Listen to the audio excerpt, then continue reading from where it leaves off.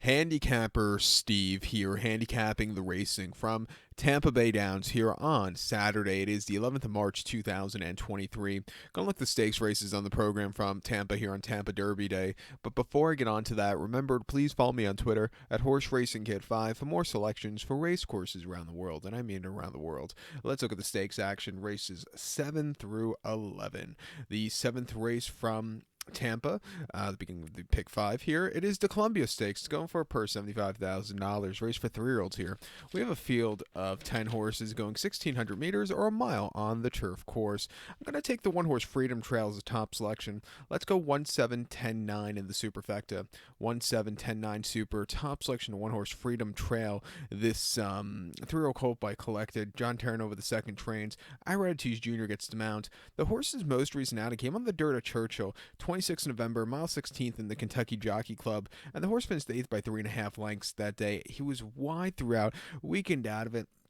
It just wasn't a strong dirt debut. He's back to the turf where he's run better numbers, even in 2 starts as a 2-year-old. First off the bench here, he should definitely get a trip to win. 2 back in the Awad at Aqueduct, or Backwaduct if you want to call it, for Belmont and Aqueduct, mile 16th, the 29th of October. And the horse won by 3/4 length that day. He sat back early, a little bit wide, but he got there in nick of time. A very good run for him there, earning a 77 buyer. And then in late September at Aqueduct, mile 16th in the main special weight, he won by a nose. Again, didn't have a lot of early pace, but when he had the turn of foot, he went away with a very good race. Coming here today, back to turf, training well. I'm going to use him on the ticket. I think you also have to use the 7-horse Worthington. Most recently in the Santa Fe Davis, first star in dirt, he did not handle it. Completely missed the mark. It wasn't the day to win. Before that, I thought he had a decent third in the Diana Beach at Gulfstream. And then the main victory on the turf at Churchill in late November was quite nicely done. I'm going to use him on the ticket. I think he has a strong chance of winning here. But to recap my selection for the 7 from Tampa, it's the Columbia Stakes. Let's take the 1-horse Freedom Trail. Give kudos to the 7-horse Worthington. 1-7-10-9 super. 1-7 in your multi-race. The 8th race now from Tampa. It is the Challenger Stakes. It's a grade 3 event going for a $100,000 purse. Race for 4-year-olds and then upwards. We have a field of 9 horses here to go the distance of ground of 1,700 meters or mile 16th on the main track. They have 2 races on this program, kind of, named after the space shuttle accidents, the Challenger, the Columbia. I always found that weird, but it's a tribute to, I guess, the great space shuttles. But my top selection here, I'm going to go with the 6-horse, the Reds. Let's go 6-2-4-1 in the superfecta. 6-2-4-1 super, top selection 6-horse, the Reds. 5-year-old horse by Toneless. Safi Joseph Jr. trains. Edgar Zayas gets the mount. The horse's most recent outing came 28th of January at Gulfstream. 1 mile in the Fred Hooper handicap, and he finished 10th by 19 3/4 lengths that day. He didn't show up that day. He had a very wide post draw, and he just never had a good turn of foot. Refreshing here, lesser quality horses. I think he could really win. 13th of November, we ran at Churchill, mile 16th, optional 100, and he finished 4th by 3/4 length that day. He was very wide throughout, but he was gaining late. I think against those tougher horses, he ran his heart out there, and then they ran him over the longer trip at Parks, a mile and a half in the Greenwood Cup. He finished 8th by 40 1/4 lengths that day. He just wasn't getting the mile and a half there. But before that, Saratoga, mile and 8th and off 6-2. He won by a length that day, and from a tracking position a little bit wide. He went away with it. A very good race there. That race could definitely win against these horses. Even the defeat before that 23rd of July at Saratoga, mile and 8th off 6-2, where he finished 2nd by 3.5 lengths. That defeat can definitely win against these horses. He's refreshing here off some decent workouts. I'm going to give him a shot on the ticket here. I think our second likeliest winner here is the 2-horse Skippy Longstocking. Bet him in the Pegasus, where he ran horribly. He finished 7th by 9 3/4 lengths that they never really getting going. But before that, won the Harlan's Holiday very nicely. Disappointing race in the Pennsylvania Derby, but I do like the victory before that in the West Virginia Derby. I'm going to use him on the ticket. Wouldn't surprise me if he gets the job done. So to recap my selection for the 8th from Tampa, it is the Challenger. Let's take the 6-horse here. The Reds. Give kudos to the 2-horse Skippy Longstocking. 6-2-4-1 super. 6-2 in your multi-race. The 9th event now from Gulfstream. It is the Hillsborough Stakes. It's a grade 2 event going for a $225,000 purse. Race for fillies and mares, 4-year-olds and upwards. We have a field of 7 horses going about 1,800 meters or mile and 1/8 on the Tampa turf course. Gonna take here the number 6 horse, Shantasara, as a top selection. 6142 for me in the superfecta. 6142 super, top selection 6 horse, Shantasara. This 5-year-old mare by Kirsty here. Chad Brown trains. Eradites Jr. gets the mount. The horse's most recent Anakin, Pegasus Filly Mare Turf at Gulfstream, mile 16th on the 28th of January. And the horse finished second by 1.5 lengths that day. He was just had a very wide poster. It was a little bit wide throughout, but he was gaining late. Not the world's worst race for this horse there off the bench. Coming with a quick turnaround finally for this horse. It seems in the last 2 years the horse has had a lot of lines between races. Quick turnaround here today. She got a good trip, and I think she could win with the class relief. Chad Brown's going to win this race. It's a matter of which one.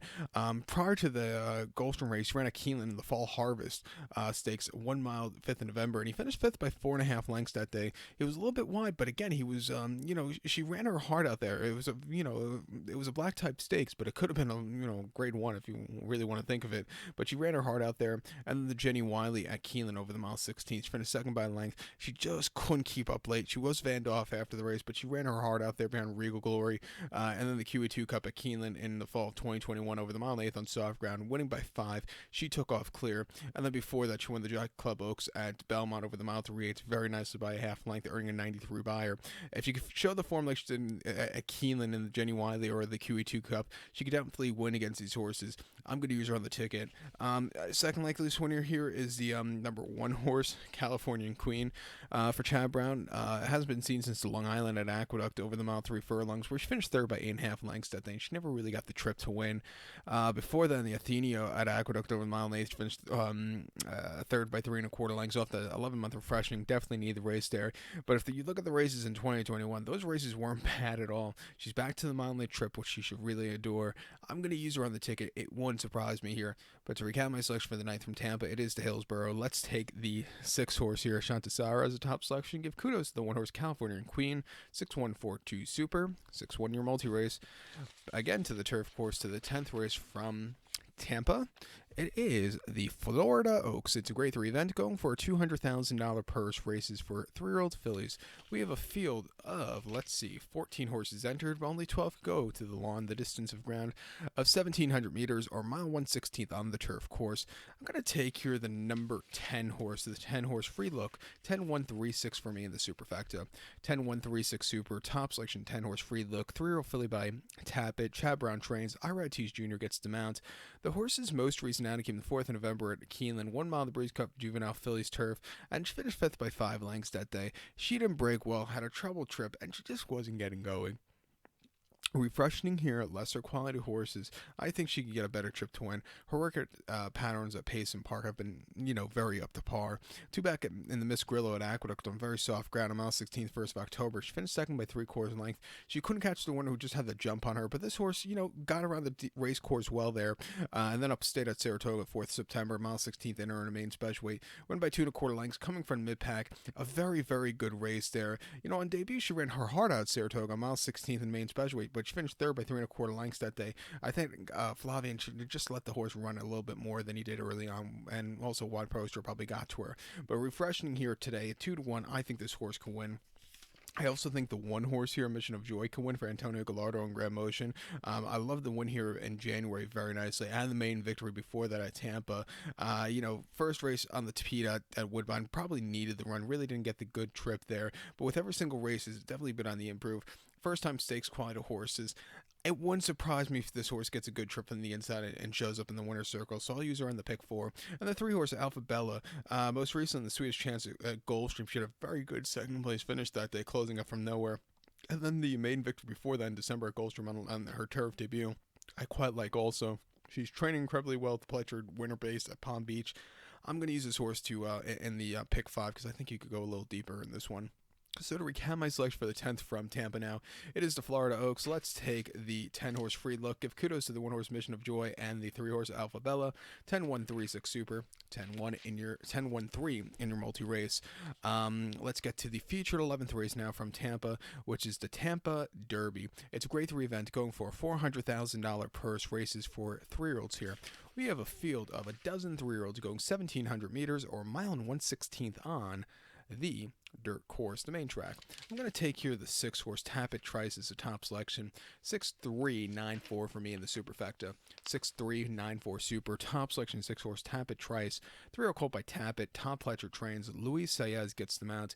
Horse's most recent appearance came the 4th of February here at over at Gulfstream. 1 mile and off 75.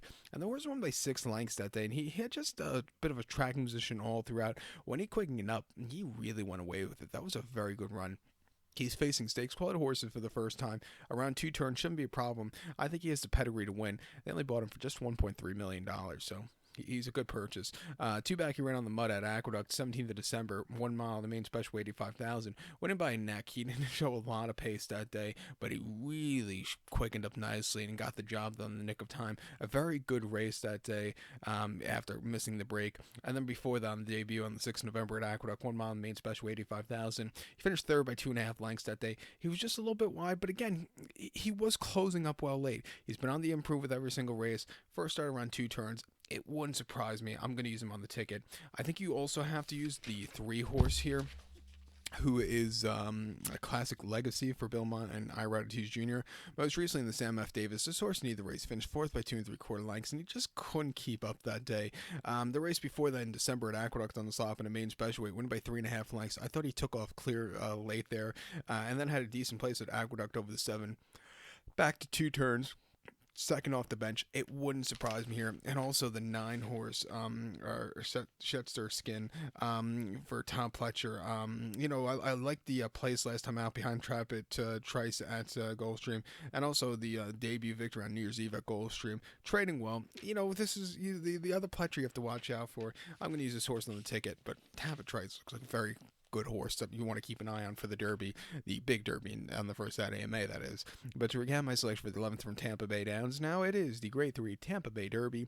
Let's take the number 6 horse Tapit Trice top selection. We'll go 6-3-9-4 super, 6-3-9 in your 6-3-9-4 super, 6-3-9 in your multi-race. So good luck to all, and please follow me on Twitter at HorseRacingKid5. Good luck, everybody.